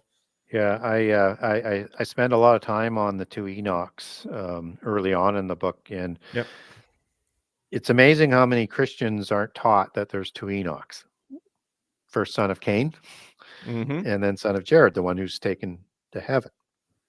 Yep. And that you have these books out there that are named the books of Enoch, and that both these individuals were very, very important to prehistory and history. And that Enoch, in the Polychronicon of the secret societies, the oral tradition before it was written down, that they also sort of merge to the Bible and the secret societies. Um, Adam was taught all this knowledge in Eden, and he was running, as I mentioned, this huge Yeah. agrarian facility with just himself, and then later he needed a helper. Mhm. Um, and so the best thing that was decided was to create one from his rib, as opposed to who are all these females that were created in day six, but or God knows what else would have been considered for a helper. So, but that was Mhm. never, because they're Alpha Omega, they knew what they were doing all the way through. Um, but you have all of this knowledge that he would have learned. It would have he would have needed knowledge of astronomy and the changing of the seasons and the different things that he needed to do. And so this knowledge was passed on to Cain and to Abel and to Seth. And then Cain, when he left, he passed that knowledge on to Enoch, as the polytheist Gnostics believe. And Enoch is the one who really develops these sciences and splits them into the seven sacred sciences, as they called them back then, which we know today as the seven liberal arts. And they have four main goals to it, all uh, things that we see today. One is to not give God credit for anything. Mhm. The Yep. second thing is to degrade God and dismiss him. The third thing is to lead people away from God. And the fourth thing is to honor the pantheon of the gods. That's why you see all of these pantheons and gods throughout science and the seven liberal arts, as it's also known as. And so they developed these seven disciplines, and they decided that the knowledge was too important for the mundane. And so they developed a mystical religion around it, which is what I call Enochian mysticism. And it's this Enochian mysticism that is now going to merge with the knowledge that's going to come from the fallen angels, or in polytheism, the gods. And it's going to become of the part of the organizational infrastructure or organizational structure of the antediluvian world when the Nephilim are created in the generations of Jared and Noah, that they're going to usurp the kingship. So they're going to have control of the armies, they're going to have control of the government, and they have control of the religion that they're imposing on the entire antediluvian world. And they take this knowledge to a level that we're just catching up to this day, because we can't build the things that they did or build the things into those things that they did. And that's why you have this, one of the three overarching signs, along with the birth pangs or the beginning of sorrows, the fig tree generation, but you also have the other overarching sign as the days of Noah. And so we need to understand the days of Noah. I get into that in great detail in the second book. And so this knowledge is, and this and the religion and the Rephaim, this all gets transplanted, however you want to believe it, on the other side of the flood. And in the polytheist version, Hermes finds these two pillars where the location to the knowledge that were written on 36,525 books, buried in 9 vaults stacked on top of each other underneath the pyramids, were located. They did two pillars. One would survive a water apocalypse, and one would survive a fire apocalypse. And they obviously weren't sure which one was coming based on that. And Hermes, called Hermine in the Polychronicon account in the history of Freemasonry legends, takes this knowledge to Nimrod at Babel, where the knowledge comes from to build Babel City, to build Babel Tower, and they impose the Enochian mysticism, which becomes the Babel religion, and Nimrod becomes an antichrist archetype figure ruling over all of the sway of Noahites at that point in time. And this is the allegory for Babylon, which is rooted in the word Babel, as you take that back into Greek and then to its source out of Hebrew, that the end time religion is going to be recaptured and part of the beast religions, because this is organizational structure that follows all the kingdoms of the world except for the one that God creates through Israel. And they even backslide many times into it. And it's called what I call the beast religion. It's the Enochian mysticism that's coming back in the end time. And speaking of the end time too, does like your studies kind of give a hint as to why they're going through all this stuff too? Like if we're talking about aliens, abductions, and creating new hybrids and whatnot, is that kind of like what the title of your book says? Is it to enslave humankind, sort of thing, or is it like, because a lot of the traits are like violent and nasty too, because we see when a lot of, like in the Bible, when people got possessed, they they want something to inhabit, but yet they're like scratching the host and stuff like that, to just like almost to the point where it's like, if he dies, I don't care, sort of thing, because there's just this violent nature.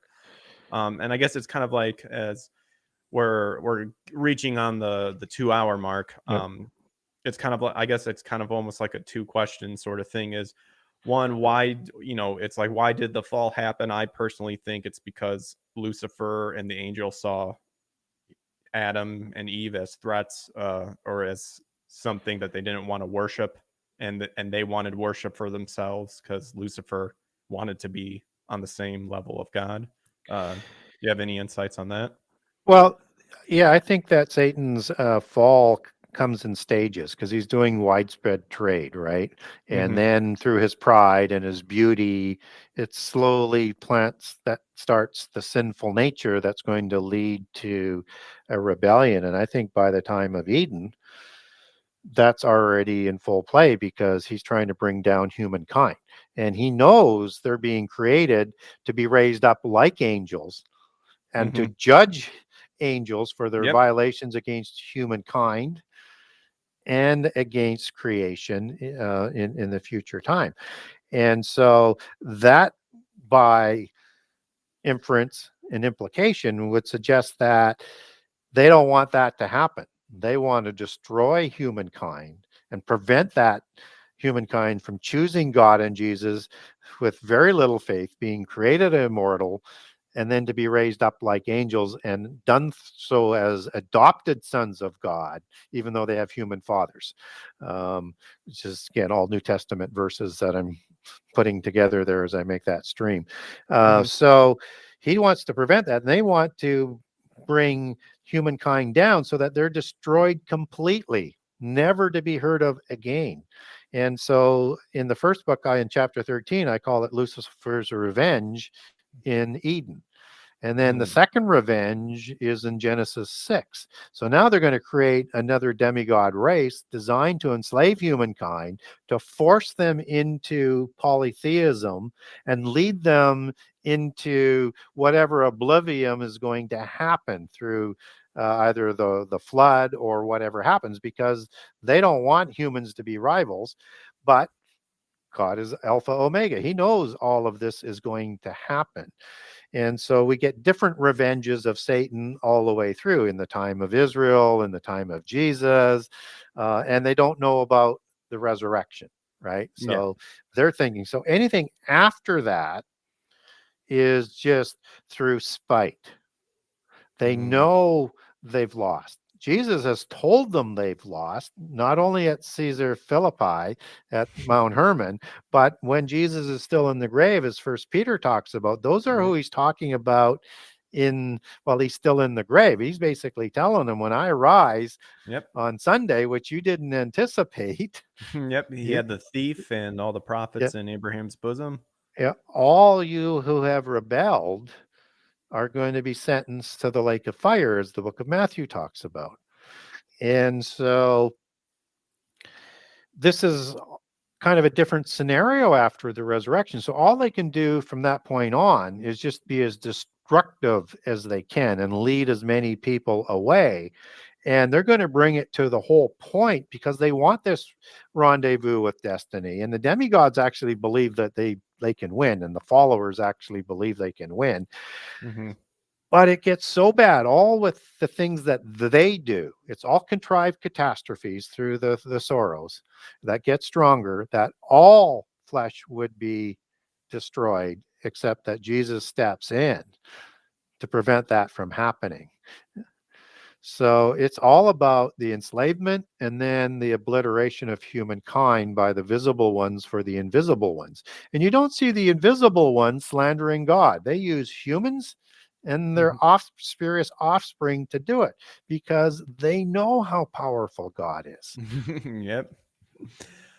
Yeah, I think that's something that I've slowly sort of developed like a thought about too, because if they've been told that they lost sort of thing, and now they're kind of just doing it out of spite of everything, it's almost like they're tricking themselves into finding cover to keep people away from God, because when judgment happens and they were able to keep away the people who didn't, offer their souls to the Lord and ask for forgiveness and ask for his repentance and whatnot, that through God's character, who is love but yet just, they do you think that they know that when it comes to the humans being judged, that because of God's nature, that those who reject the offering that he provided through Jesus, that they kind of get what they want because he's going to send them to the lake of fire? Do you think that they know specifically about the lake of fire, and they're just like, well, as long as we keep humans away, we know when that judgment day comes, we know Yeah. people are going to be there with us, sort of thing? Well, I think they want to wish it away. And Mm. that's why you have this conflation of hell into one term that should be split into three, and the Yeah. translations Yep. into English are very Sheol, poor. Hades. Yep. Yeah, Sheol, the abyss, and the lake of fire. So, and if you are ever pressed by the interpretive approach, the Gnostic approach, the polytheist approach versus the literalist approach, Hmm. they will say that the lake of fire is just a concept. It's not really real. right? Okay. They just sort of wish it away. Just as they say that there's no resurrection, right? That's and Mhm. and they get at it in lots of sort of different ways. Like they'll take like, well, Jesus said his only sign was the sign of Jonah, and you don't believe that Jonah was swallowed by a whale, do you? And then there for 3 days or 3 nights, so that Jesus gave Technically as a a sign. bright That's fish. yeah, that's just a fable. Yeah. Right? And people, oh yeah, they know that's just an allegory. That's just a fable. It's just a story. It's a parable. But that was the sign that Jesus gave to that wicked generation. So if he's Yep. giving the sign as a fable, then the resurrection is a fairy tale. Yeah. And I didn't use that word fairy tale lightly, because that's an art of polytheism. Mm. So I guess for me, I'm kind of curious, and I think you might have covered it a little bit earlier with shades and stuff, with ghosts and apparitions and whatnot. I guess and I probably haven't gotten to the book yet, but can you just do a little bit about like the claiming of seeing ghosts and apparitions and stuff, and how that can Yeah. tie in biblically, or whatever Yeah, legends and myths you've heard of? if you're seeing a ghost, you are either seeing a spirit of an angel, Mm-hmm. or you're seeing the spirit of a disembodied giant. Okay. Uh, the Bible says over and over and over and over that we sleep. And even in the rapture, it talks about those who are still asleep, Yep. will be risen before those who are alive. So again, I can send you some people verses if they want on it, and I have a document. I don't list them all because there's just way too many. But sleep is a concept. Humans sleep. Mm-hmm. Counterfeit spirits don't sleep.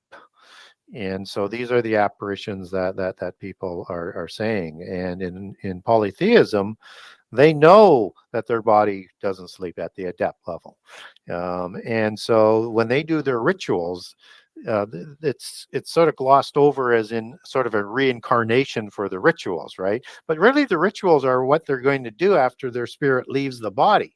Is it going to make it into their heaven, which is Hades, Sheol, the other world, the netherworld, where the Baalim and all of those gods ruled from where the Phalemic tree, the genealogical tree, the hierarchy of secret societies, has their roots and gets their power from Hades and the underworld.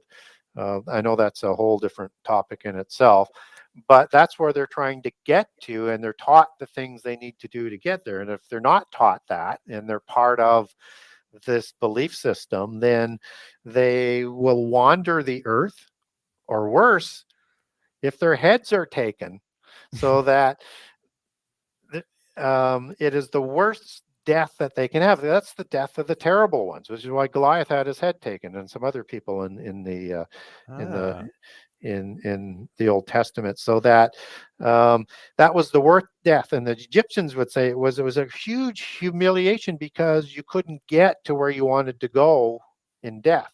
So there's only two places to go then. One is wandering, if you Mhm. weren't had your head chopped. But if you had your head chopped, generally those go to the sides of the abyss. So the terrible ones that we talked about in Isaiah 25 and uh, Ezekiel 32, they were slain. They're the terrible ones on the earth who did terrible things, who were slain. These are the ones that are in the abyss. And to Ah. kill them and to make sure they're still dead, you needed to take their head. Ah. It's what. Because Rapha 7495, as we said, was a means to heal, means to be medicine, to be a doctor, therapeutics, things like that. And that's the root word for the Rapha words, because they were thought to have healing powers. That if they didn't give a sudden stroke that was so devastating, they could repair themselves. Some people think that Mm. was done in sarcophagi. Some people think it was a natural healing, but they're very hard to kill. And so you had to Mm. take their head to make sure that they did that. And so all of this sort of ritualism is for the spurious offspring who continue to intermarry with spurious offspring to keep those bloodlines as pure as possible, because that's where you fit in the hierarchy of the occult world. Okay. Well, let's see. We're having 5 minutes till 2 hours, and Monica Bale has actually asked a question. Mm-hmm. Says Michael, who stands up for Israel, what are his important roles in the time of the end? Thanks, and God bless you both. Well, thank you, Yeah, Monica. Bless he, you as well. he is such an important figure. So, I mean, he's the one, first of all, who's fighting in the book of Daniel Mhm. against the beast empires. I talk about beast empires. You can call them metallic empires if you want. That's Daniel 2. Beast comes out of Daniel 7, but it's the beast empire of the end time that encapsulates all of the beast empires in Revelation 13 and Revelation 17. So Michael is fighting against these empires. He's not fighting that they don't come to power, because they all do. Just as the Mhm. seventh empire, the empire of Babylon, who controls the 10 kings, comes to power. And they have a 7-year covenant of this world dominance that Daniel 9:27 talks about. So only when Michael sits down is Antichrist permitted to come to power. So you can look at him as the restrainer of 2 Thessalonians, or some Hmm. people prefer the Holy Spirit. I used to think Holy Spirit, but I think more likely it's Michael, just based Yeah, that's on, what I was. Yeah, I thought it was the Holy Spirit too, because I thought that could kind of lead into like it's kind of like a pointing to the whole concept of do we as Christians do we get taken away before the tribulation and all that, the yeah, rapture? except the Holy Spirit shows up in the first 3.5 years in Book of Mark and Book of Luke, Yeah. giving people who are, yeah, Mhm. wisdom and stuff. So I know people don't think that's chronological. That's a whole, again, a show in itself. But understand, Jesus was very, very specific. He said the Yeah. word then, which is the Greek word tot, which means exactly that, at that time, then, thereafter. So he gave you an order there. So Michael sits down, and he's depicted in Daniel 12 as standing up. This Hmm. is after the abomination, after Antichrist then comes to power. And Daniel is going to continue to fight for his people, Israel, in the last 3.5 years. So you have lost Israel, who is awakening in the first 3.5 years through the two witnesses and through the 144,000, and then the preaching of the gospel of the angel at the midpoint that shows up in Revelation 14. And you have a second Exodus that is going to happen in the second half. And so Michael is standing up to protect his people, and he's standing up for the war in heaven that takes place at the midpoint that's talked about in Revelation 12. So he plays a very important role, and Michael and his loyal army, they throw Satan and his loyal army all down to the earth for the final 3.5 years of the Great Tribulation versus the tribulation of the saints. And also, for people who are um, getting into prophecies, never confuse tribulation with wrath. They're two different things, two different words. And there's a couple different words that are translated as wrath in the New Testament. It's like orge and thunis. And then you got 4 different words for wrath in the Old Testament. And the days of trouble that happens in the time of Michael standing, which is Jacob's trouble as it's labeled in Micah. So Daniel 12 and then Michael, is the same type of trouble as you get the definition for tribulation, which is the Greek word philippes, Hmm. so philipses, which is the same word that's used to translate affliction in Matthew 24:8. Ah. For the persecution that's going to be taking place, and people say, well, they have different meanings, so that's not the tribulation, because he talks about the tribulation twice after the abomination, which is the Greek word philipses. But the thing is about the Great Tribulation that the book of Matthew is talking about what Jesus said. In the book of Mark, it's called the affliction. not the Great Tribulation, for the same event. That, the great affliction or the Great Tribulation that hasn't been seen since the beginning of creation. So it's poor translation, I think. They're Yeah. they're talking similar terms, but they're not talking about wrath. The Great Tribulation after the abomination leads into the year of the Lord's wrath, of the wrath bowls, which is reserved for the wicked ones, which isn't reserved for the saints. But we're all told we're going to go through tribulation, and so will Christians in the end time. And I know that goes against a lot of what people sort of believe in terms of a pre-trib rapture. I'm not here to divide people. Mhm. Everybody relies on scripture, but my research says that you don't leave out in.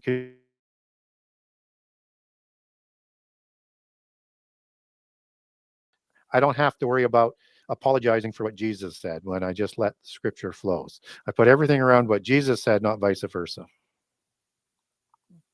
Awesome. Yeah, I was looking over on YouTube, like some weird thing happened, but we're back, sort of thing. Yeah. Uh, so, but we actually have reached the 2 hour mark. So, and I don't want to hold you anymore, Gary, if Yep. you need No. to head out. But thank you, Monica, for that closing. Well, and hopefully I answered Monica's question, but he plays a Yeah, big role in the end time. That's for sure. there you go. There you go. Well, Gary, it was awesome for you to come on the show, and definitely you're going to be back on. Chaos says it's Greg's fault that flopped. Yes, it was my fault. Gary said something that was too much, and I had to stop it. I mean, no, just kidding. Yeah, Gary, thank you so much for coming Well, on. thank you. I absolutely love the supernatural elements of the Bible because it is something that I do agree with you that a lot of people don't want to talk about it, but it needs to be talked about because it's chaos, very mean. He calls me bald all the time. So, but Well, it provides context for what we yeah, see happening around us today. exactly. Yes. And again, Gary's information is in the description. Gary, anything that you would like to plug before we sign off? I will be doing a convention at the end of May. I don't have the dates in front of me yet. They're still firming it up. It'll be in Atlanta. Oh, And cool. so I'll be speaking there at the end of May. And my second book should be out first half of this year. I'm hoping to have it out Mhm. for that convention. And so that book will also be marketed through the Genesis 6 conspiracy and through stores as well. So lots of ways to get a hold of that book. And the easiest way is to go to my website. If you're interested in some of the things that I was saying, you can, on the website, view all 98 chapters. I have a generous excerpt, but it's just a small drop of what's in the book, even though there's a large excerpt on all 98 chapters. I think the table of contents might get your interest up just by looking at that. And if that book, if you like what I said, or you like what's in the excerpts, and you wanted to buy a signed copy, you can get a signed copy off the website by hitting the buy now.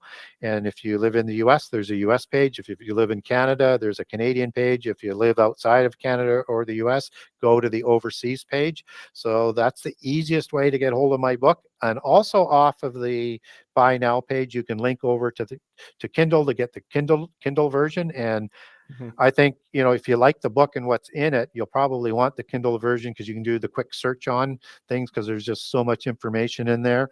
Yep, You that can was a also good. link over. You can also link over from the buy page to barnesandnoble.com to buy the book. You can also link over to amazon.com and amazon.ca. So that's the easiest, quickest way to get the book. It's also available in a lot of bookstores, and online bookstores will have it for sure. If you wanted to support your local bookstore, it's distributed out of Bookmasters out of Pennsylvania, so they can order it in for you and you can support your local bookstore. Well, there you go. Are you on Twitter? I thought Um, are you I have an account, but I haven't. I got off of it a number of years ago, about you're two not years missing ago. anything. No, I'm I'll waiting to tell you that see. right now. I'm waiting to see where I go with social media. The only social media I'm doing right now is Facebook, Okay. and people can get a hold of me on Messenger as well. I think when the next book comes out, I will be doing Twitter. I probably will do a couple other ones as well, but I'm still waiting for things to sort out a little bit because it's not clear to me. Yeah. I don't want to be supporting too much social media that is, let's say, not free speech orientated and persecutes people like Like I Christians. said, Twitter, you're not missing much, unless you want to have a good laugh at the clowning that's happening all over Yeah. there. So, but yes, thanks again, Gary, for coming on. As Gary just laid out, check out the website. He's on Facebook, and of course, through the methods that he said, you can get the book. Check it out, The Genesis 6 Conspiracy. Gary, thank you very much. You're doing the Lord's work, and definitely want you back on the show at some point. So Invite me back anytime. awesome. All right. Well, thanks again, everyone, for swinging by. Again, thank you, Gary. And you Thank you. guys have a good rest of your night. God bless. See you guys later. Adios.